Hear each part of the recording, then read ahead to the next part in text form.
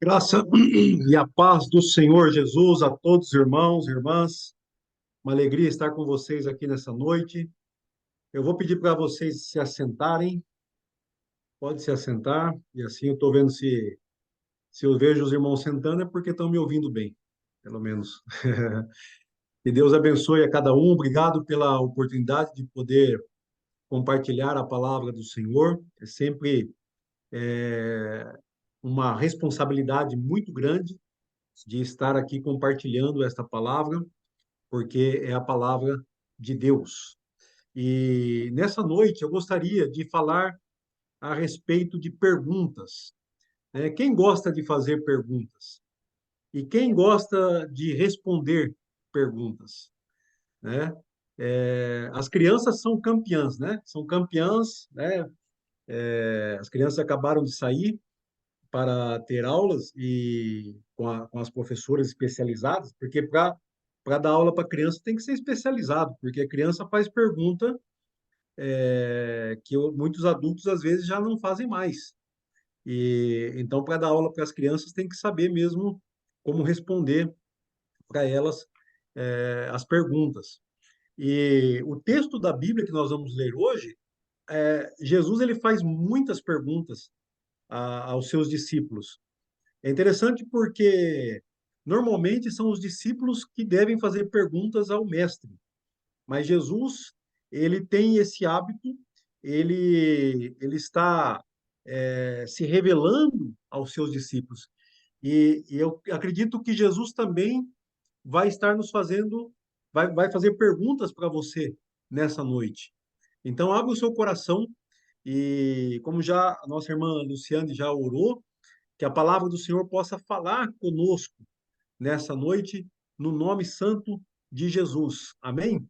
Então, agora sim, eu vou pedir para você abrir a sua Bíblia e nós vamos ler um trecho, né, da Bíblia que está no capítulo 8 de Marcos e no versículo 27. Eu vou ler esse trecho junto com os irmãos, 8, 27 de Marcos até o versículo 30. Estou aqui com a NVI. E eu vou pedir para você, então, se colocar em pé para a leitura da palavra. Mais um pouquinho. Muito bem. E aqui nesse trecho, Jesus faz duas perguntas. Depois nós vamos ver outras perguntas também no texto, que nós vamos cobrir nessa noite. Nós vamos cobrir um trecho um pouco mais longo, que vai do versículo 10 do capítulo 8 até o versículo 1, o versículo número 1 do capítulo 9, né? Então diz assim lá no versículo 27: Jesus e os seus discípulos dirigiram-se para os povoados na proximidade de Cesareia de Filipe. No caminho, ele lhes perguntou: Quem o povo diz que eu sou? Eles responderam: Alguns dizem que é João Batista, outros Elias e outros um dos profetas. E vocês? Perguntou ele: Quem vocês dizem que eu sou? Pedro respondeu: Tu és o Cristo. Então Jesus os advertiu que não falassem a ninguém a seu respeito. Oremos mais uma vez. Pai, a tua palavra é santa, tua palavra é infalível, a tua palavra, Senhor, é inerrante e nós somos obedientes a ela, Senhor, porque quando a palavra sai da sua boca, da tua boca, Senhor, nada pode impedir de fazer que ela se cumpra, que ela aconteça. Nada pode, Senhor, contrariar a tua palavra, porque a tua palavra é a verdade. E aqui Jesus é a tua palavra encarnada, que está manifestando a sua glória. Nós queremos, portanto, nessa noite, Senhor, nos colocarmos debaixo, em submissão, em obediência, abrir os nossos ouvidos espirituais para ouvir a tua palavra, Senhor. E que nós possamos sair daqui nessa noite, Senhor, satisfeitos como quem foi alimentado, como quem está, Senhor, preparado para servir e servir cada vez melhor e servir cada vez com mais amor e com um coração mais dedicado ao Senhor. É o que eu clamo e te peço e agradeço em nome de Jesus, o teu Filho amado e santo. Amém. Pode sentar, meus queridos irmãos, irmãs. Ah, nós chegamos à metade do Evangelho de Marcos, né? Nós vemos numa caminhada e nós já aprendemos muitas coisas desse Evangelho do que Marcos escreveu. Como vocês sabem, o primeiro Evangelho escrito. Mas aqui nós chegamos num ponto importante. Não é à toa que esta mensagem, que essa história, quando a confissão de Pedro, quando ele responde à pergunta de Jesus: e vocês? Quem vocês dizem que eu sou? Então, nós chegamos no meio do evangelho e a revelação de Jesus está mais clara.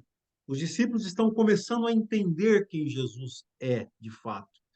E enquanto isso, a identidade de Jesus vai se desvendando mais e mais diante deles, então, nós também acreditamos que para nós hoje é importante nós aprendermos e identificarmos quem é Jesus na nossa vida. Então, a pergunta que eu te faço nessa noite, quem você diz que Jesus é?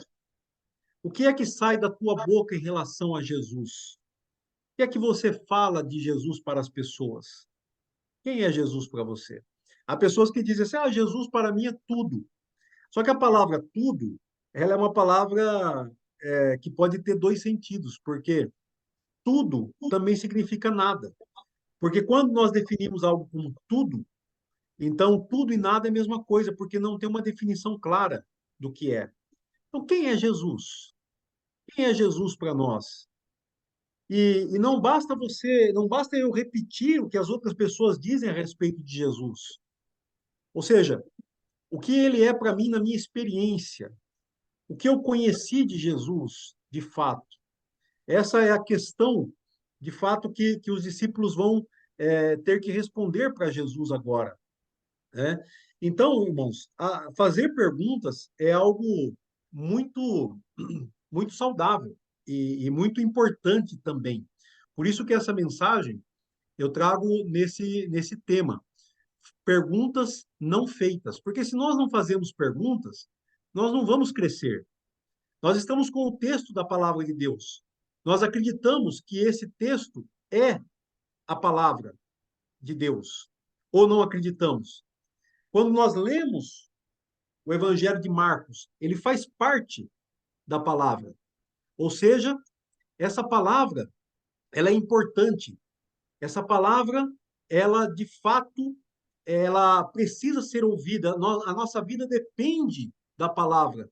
Será que nós já sabemos tudo? Será que nós precisamos aprender mais? Será que nós precisamos entender, compreender melhor a palavra? Então, aí já estão algumas perguntas que podem ser feitas, né? Qual é a relação que nós temos com a palavra? As pessoas, por exemplo, a sua família vê você que é pai, você que é mãe, né?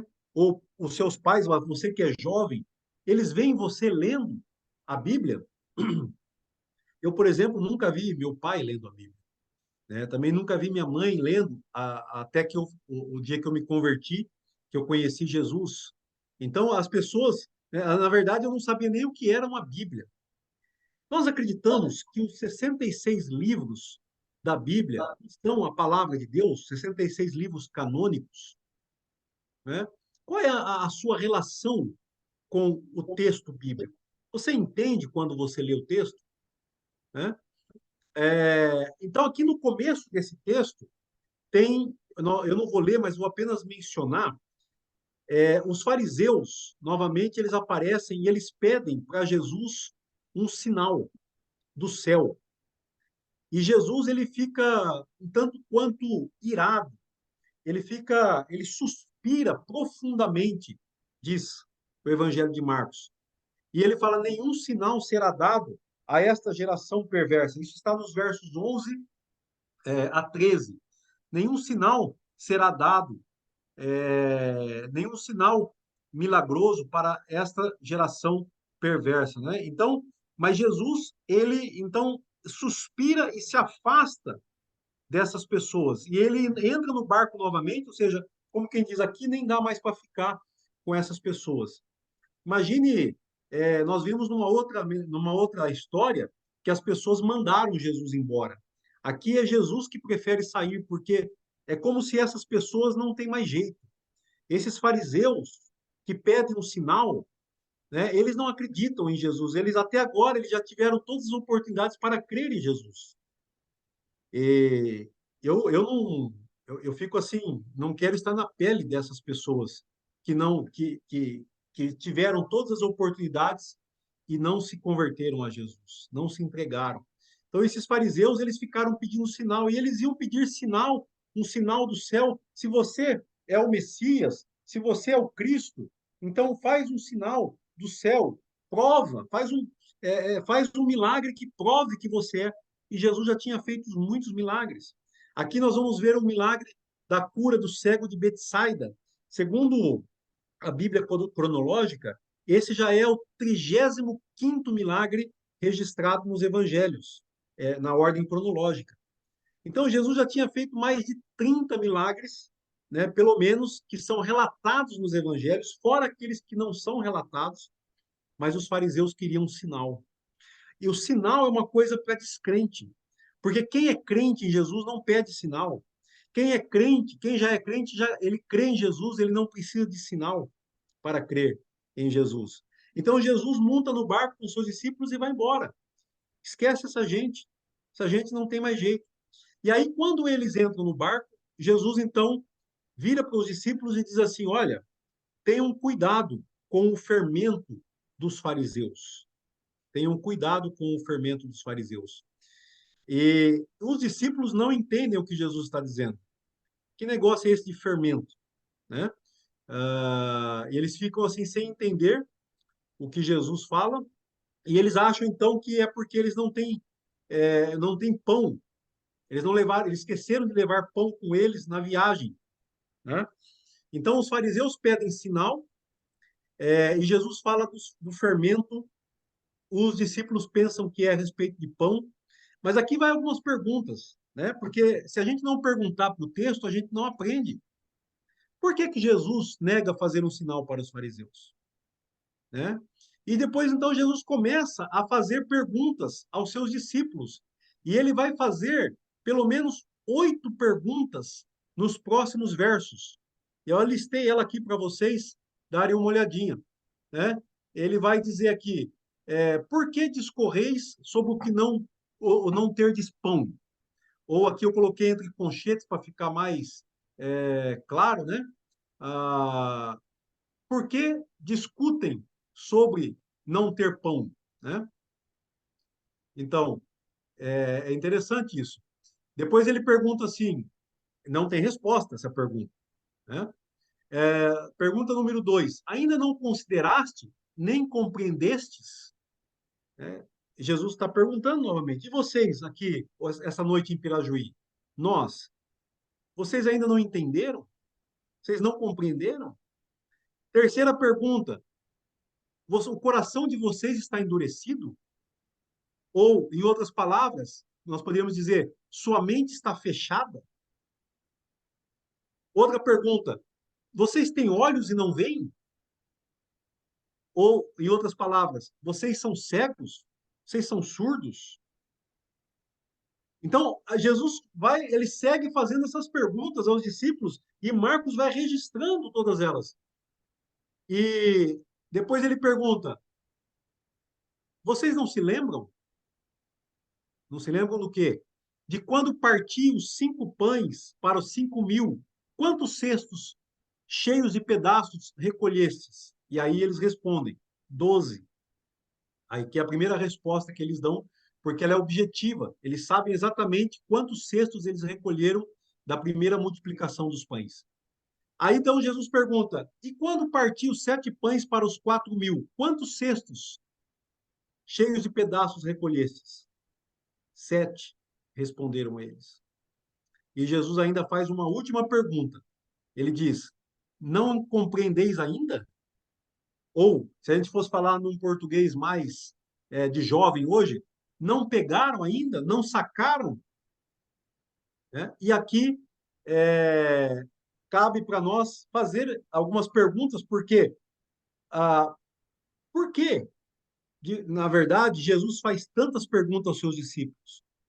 Por que Marcos registra essas perguntas? Né? Então, e Jesus não dá resposta. Marcos também não dá essas respostas claras, mas são perguntas que Jesus está nos fazendo nessa noite. E essas perguntas é para mexer conosco.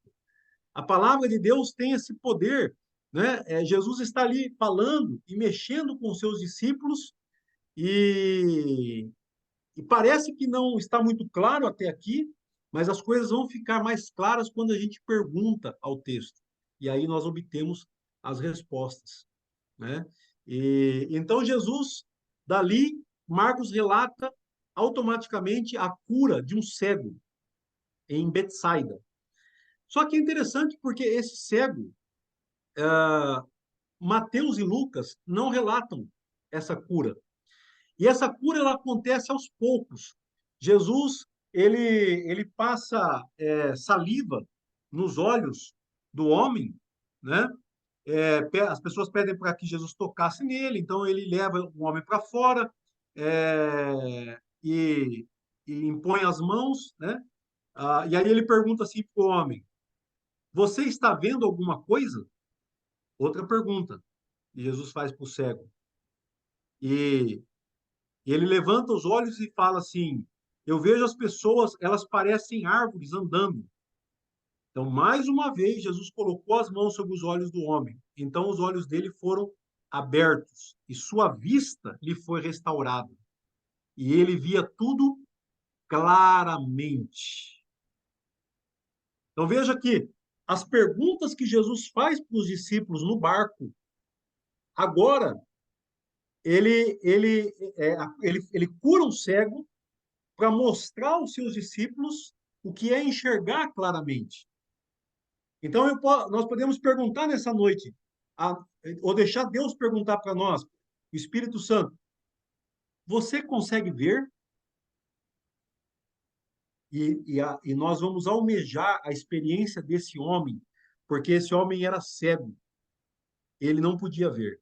E ele foi curado e ele passou a ver claramente. Mas foi um processo. Então, algumas pessoas acham que Mateus e Lucas não registram essa história porque ela foi uma cura, parecia que como se Jesus não tivesse poder para curar imediatamente aquele homem. Então aí nós ficamos diante dessa situação, dessa questão. Será que Jesus tinha alguma limitação de poder para curar aquele cego? E ele precisou fazer várias vezes, impor as mãos várias vezes sobre aquele homem.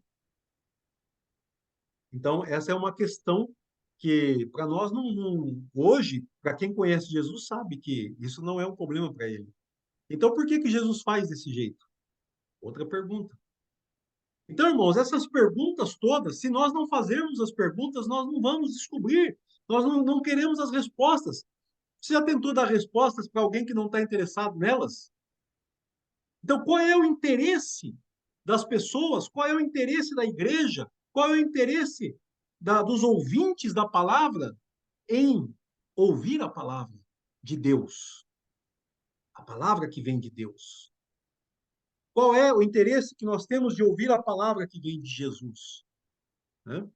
Então, ah, é muito difícil nós avançarmos ou crescermos espiritualmente se nós não despertarmos esse interesse em nós. Então Jesus pergunta: Você vê alguma coisa? E essa foi a pergunta que ele fez ao cego. Né? E nós podemos acrescentar outras perguntas. Por quê? Nós podemos comparar Jesus com alguém? Porque agora nós vamos para a confissão de Pedro. Ou seja, Jesus novamente pergunta: Quem vocês dizem que eu sou? Então, o povo dizia que Jesus era Elias ou João Batista.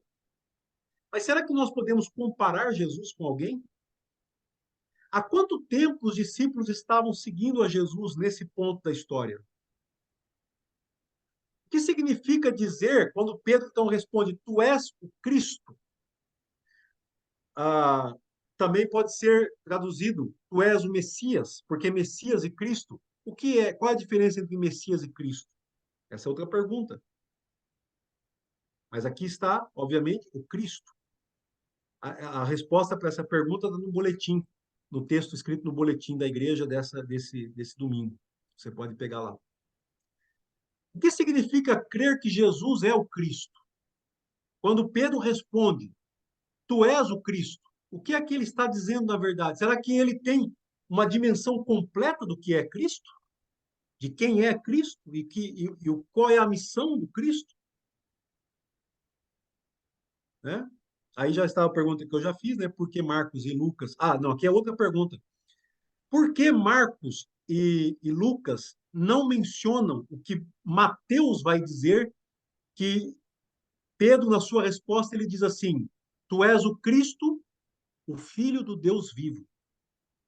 Por que Marcos e Lucas não colocam essa segunda frase, essa segunda afirmação?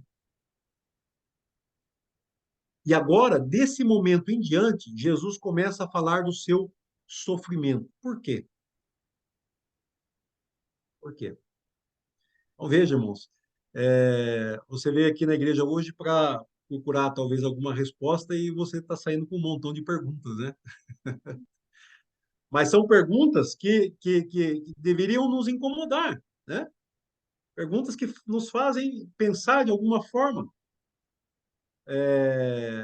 E aí nós temos alguns outros afirmações de Jesus nesse texto muito interessantes e difíceis de entender algumas vezes. Porque nós vamos falar da escatologia do reino. O que é escatologia, Celso? Escatologia é o estudo daquilo que vem no final, né? No final dos tempos, ou do fim dos tempos, né?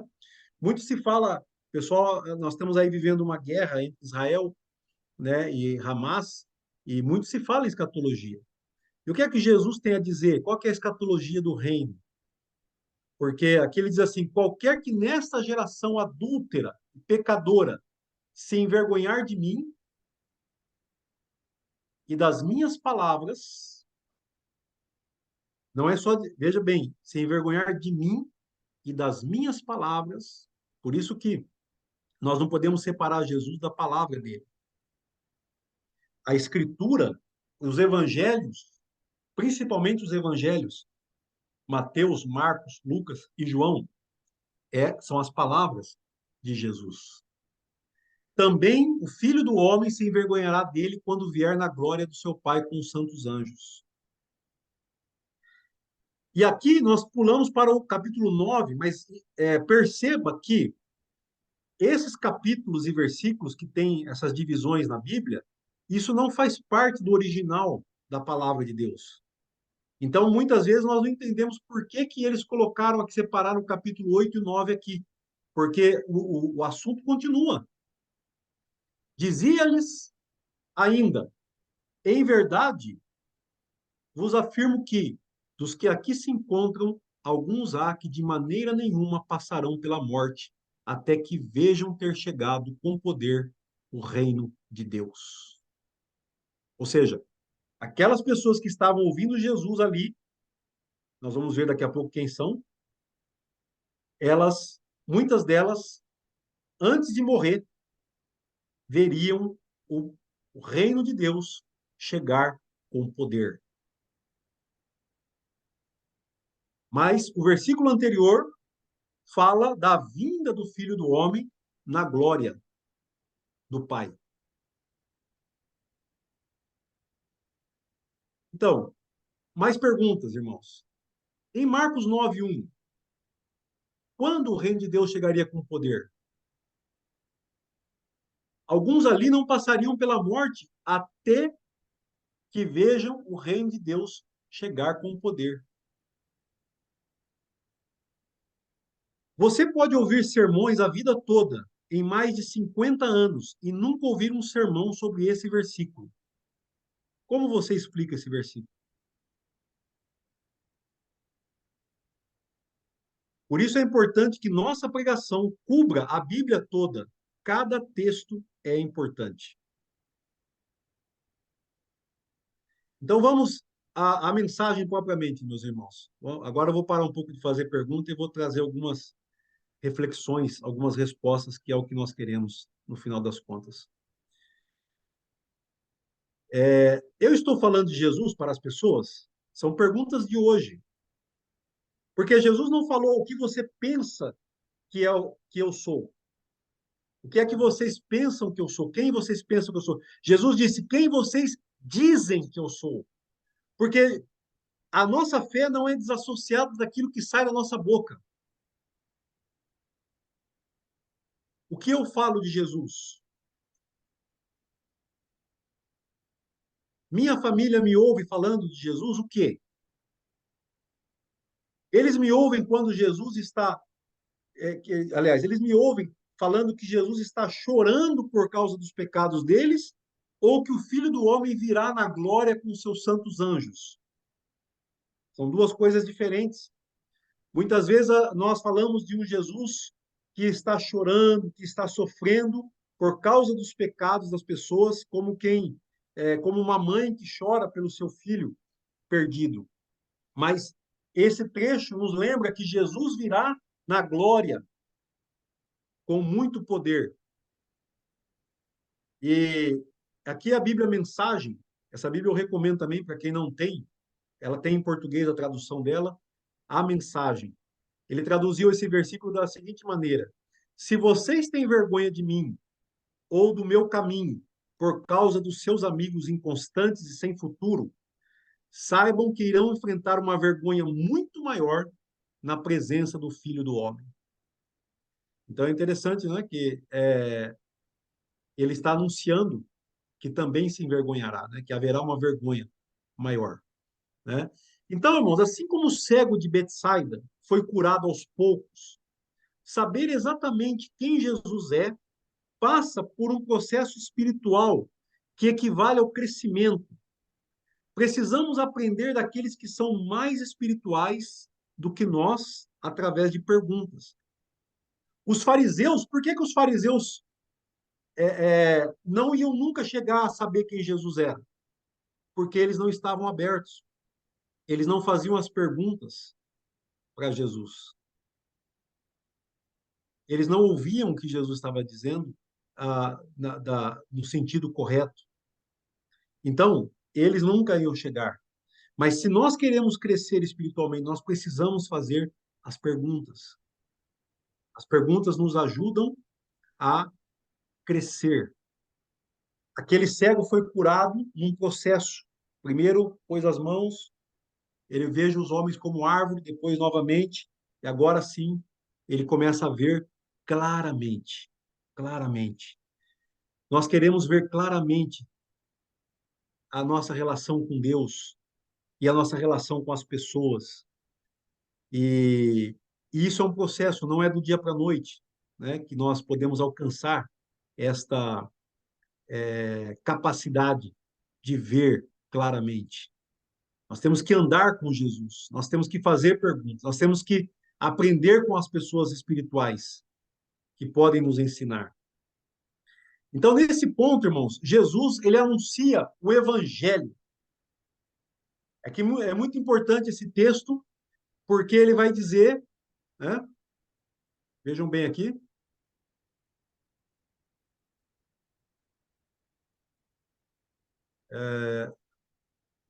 Então começou a lhes ensinar que era necessário. Isso, ou seja, logo depois que Pedro diz, tu és o Cristo, Jesus começa a dizer essas palavras, no versículo 31. Nós tínhamos lido até o 30, agora o 31. Que era necessário que o Filho do Homem sofresse muitas coisas, fosse rejeitado pelos anciãos, pelos principais sacerdotes e pelos escribas, fosse morto e que, depois de 3 dias, ressuscitasse. Então, veja, irmãos, que quando Pedro fala, tu és o Cristo, tu és o Messias, Ele está pensando em alguém que vem para reinar, que vem para triunfar. Mas agora Jesus começa a falar para ele o que de fato o Cristo vai fazer, o que é que o Cristo vai passar. E aqui, essas palavras não são bem recebidas nos ouvidos dos discípulos de Jesus. Eles ficam muito apreensivos, porque Jesus traz uma revelação bombástica, uma revelação maior do que eles podem suportar naquele momento. Ele diz que o Filho do Homem irá sofrer muitas coisas. Ele vai ser rejeitado. Ele vai ser rejeitado pelos anciãos, pelos principais sacerdotes e pelos escribas. Será morto. E depois de 3 dias ressuscitará. Então Pedro chama Jesus à parte e começa a reprová-lo nesse momento. E Jesus responde para Pedro que ele diz: para trás de mim, Satanás, porque você não cogita das coisas de Deus, mas das coisas do homem. Então, o que Satanás pode estar nos dizendo hoje? De acordo com essa filosofia de Pedro. Porque Pedro rejeitou o sofrimento do Cristo. O Cristo iria sofrer, isso quer dizer que ele seria o Cristo. Mas Pedro não quis, falou: não, não quero, não, isso não vai acontecer. E repreendeu Jesus, reprovou o que Jesus estava dizendo. Agora, o, o, o discípulo, ele já quer ensinar o mestre. O discípulo quer ensinar o mestre que o mestre está errado. Veja bem. E nessa linha de Pedro, nós vamos ouvir hoje, muitas vezes: você não merece esse sofrimento. Você é uma pessoa boa. Você é bom. Essa é a mesma linha de Satanás, Satanás pode falar hoje para nós. Você é melhor do que eles. Você é melhor do que os outros. Satanás fala essas coisas aos nossos ouvidos. Você está certo. Eles estão errados. Agora, irmãos, todas essas afirmações negam a nossa condição de pecadores. Todas essas afirmações negam a nossa condição de pecadores. Ou seja, você não merece esse sofrimento, você é bom, você é melhor, você está certo e os outros estão errados. Todos nós somos pecadores, todos nós erramos. Então, o Evangelho, ele afirma que todos pecaram. Por isso é que Jesus, por isso é que o Filho do Homem é necessário que ele sofra muitas coisas, por causa dos pecados. Quer ver outras frases? Também, dias melhores virão. A vitória já é sua. Deus está comigo. Eu posso tudo. Você vai sair dessa. As coisas vão se acertar. Nenhuma dessas afirmações são verdadeiras se não passar pela cruz. Perdão. Nenhuma dessas afirmações são verdadeiras se não passar pela cruz. Então, aqui, a cruz é a conclusão dessa mensagem. A cruz. Versículo 34. Então, convocando a multidão e juntamente os seus discípulos, disse-lhes: se alguém quer vir após mim, a si mesmo se negue, tome a sua cruz e siga-me. Agora, Jesus começa a anunciar que além do Filho do Homem que vai sofrer e vai ser morto, quem quiser seguir a Jesus, seguir o Filho do Homem, também vai ter que negar-se a si mesmo, tomar a sua cruz e seguir a Jesus. Então agora não é só Jesus que sofre. Por isso que todas aquelas afirmações, volta aqui um pouquinho para os irmãos verem. Como dias melhores virão para aqueles que não passam pela cruz?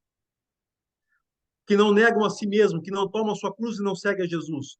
Como é que a vitória já é sua se você não passar pela cruz, meu irmão? Como é que Deus está comigo se eu não estou na cruz com Ele? Como é que eu posso tudo sem Jesus? Como é que eu vou sair dessa se eu estou fugindo de Jesus e me envergonho das palavras de Jesus? Ele também vai se envergonhar de mim quando ele vier na glória do Pai. Como é que as coisas vão se acertar sem a cruz? A cruz é o remédio de Deus para a humanidade. A cruz é o remédio para o nosso problema, é a solução de Deus. Então, essas coisas não vão acontecer se não passar pela cruz. Essas frases não são verdadeiras. E, e Jesus diz: quem quiser salvar a sua vida, perdê-la-á. Quem perder a sua vida por mim, por causa de mim e do evangelho, salva-la, salva-la. Quem aproveita o homem ganhar o mundo inteiro e perder a sua alma? Que daria um homem em troca da sua alma? E aqui Jesus novamente começa a fazer mais algumas perguntas. Que daria o homem em troca da sua alma? Se eu for para a cruz sozinho, não adianta nada, porque eu preciso ir com Jesus. Jesus é que me conduz na cruz, porque ele é o Messias, ele é o Cristo, ele é o Salvador, né? Então, o evangelho está aqui, claro. O que é ser Messias? O que é que significa que Jesus é o Messias? Que ele é o Salvador. Essa palavra, o Salvador, traduz muito bem o que significa Cristo e Messias. Ele será rejeitado, morto e ressuscitado. Por que isso vai acontecer com Jesus? Por causa do pecado. A cruz e a vida só nasce através da morte. A vida vai ser restaurada através da morte de Jesus. Esse é o evangelho de Jesus Cristo. Essas são as boas notícias de Jesus Cristo para nós. Negue, tome a sua cruz e siga Jesus. É a sua fé, a sua fidelidade. Ou seja, o batismo nas águas, quando eu sou batizado, eu estou declarando publicamente que eu tenho fé em Jesus, eu estou me unindo a Ele no sofrimento dele. Por mim, por minha causa, por meu pecado. Essa é a minha fé, a minha fidelidade, ou seja, a fidelidade dele que me é dada. Eu sou feito justo por causa dele. Eu sou declarado justo. Eu sou salvo por Jesus Cristo quando eu creio nele e quando eu aceito e obedeço, passando também pelas águas do batismo. E hoje nós estamos aqui com a mesa do Senhor colocada. Essa mesa lembra justamente a cruz. É na cruz que Jesus verte o seu sangue, esse líquido que está no cálice que você vai tomar nessa noite. Lembra da cruz, lembra do sacrifício de Jesus. E, e Jesus também fala nessa palavra que nós acabamos de ler sobre a volta dele, a volta de Jesus na glória. Essa aí é a consumação do evangelho, né? Então, ou seja, agora eu coloquei aqui um lado e o que Jesus fala no versículo 1 do capítulo 9, o reino de Deus com poder. E aí eu faço a pergunta: em qual desses momentos do evangelho, porque o evangelho é uma história. Você percebe que o evangelho é uma história. Jesus é o Messias, o Salvador, ele nasceu. Nós vamos comemorar o Natal daqui uns dias. O Natal é o nascimento do Messias, o nascimento do Salvador. Então, ele nasce. Depois, ele vai ser rejeitado, morto e ressuscitado. Aqui nós já vemos o poder de Deus, porque quem pode ressuscitar dos mortos, a não ser pelo poder de Deus? Negue a sua cruz, negue, tome a sua cruz e siga Jesus. Fé, fidelidade e a volta dele com poder. Em qual desses pontos o evangelho, o reino de Deus chega com poder? Essa é a minha conclusão da mensagem. Todos nós, os discípulos de Jesus, estamos num processo de crescimento espiritual e as Escrituras nos ajudam a conhecer Jesus, o Cristo, o Filho do Deus vivo. Então, você que é discípulo de Jesus, eu sou discípulo, nós estamos crescendo com ele. Amém?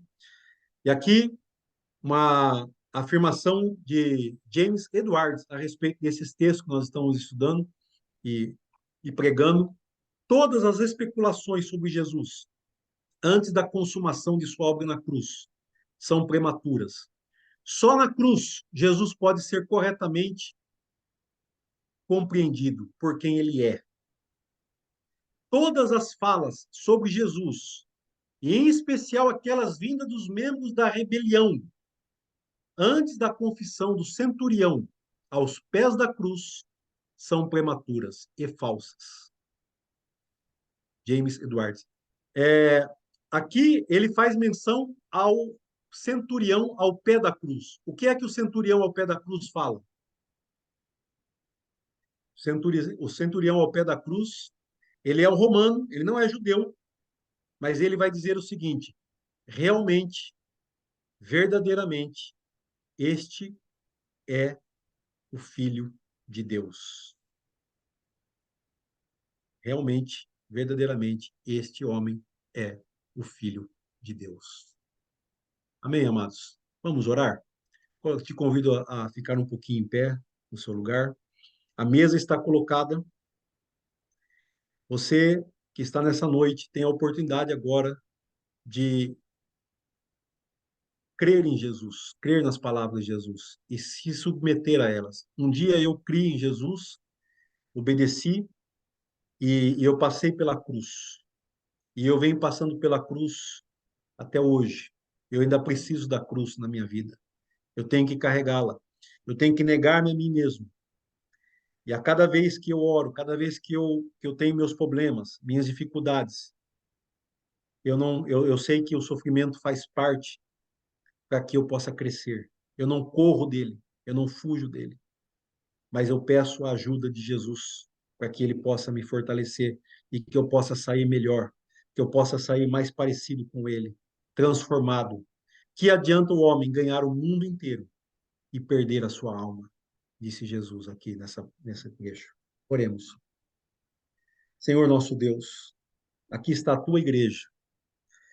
Eu te glorifico, Senhor, porque o Senhor nos colocou a todos nós como discípulos. E nós somos chamados para seguir a Jesus. E Jesus foi passar pela cruz. E nós também passamos pela cruz. Negamos a nós mesmos. Para que o nosso pecado seja perdoado, para que o nosso pecado seja aniquilado. Não adianta só Jesus ter ido à cruz se eu não negar a mim mesmo, porque eu vou continuar a pecar. Mas se eu aceito Jesus, e se eu aceito andar contigo, seguir Jesus até a cruz, levar a minha cruz também, então eu vou passar pelo processo de vencer o pecado, de vencer, de ressuscitar com Jesus, de ter a nova vida e viver já nesse tempo presente o poder do reino de Deus na minha vida e os outros que estão perto de mim e que vivem comigo verão também o teu poder se manifestar poderosamente. Por isso, Senhor, aqui está a mesa e aqui está cada um dos teus filhos, dos teus servos e daqueles que estão no processo de conversão, de se entregar a Jesus. Que nessa noite, cada coração que está presente nesta igreja, nesta reunião, possa se render aos pés da cruz. Em nome de Jesus é que eu oro e peço a tua bênção. Amém. Eu passo a palavra à equipe pastoral, pastor César, principalmente, os outros irmãos que estão juntos, e vamos cear juntos a ceia do Senhor. Que Deus te abençoe grandemente, meu irmão.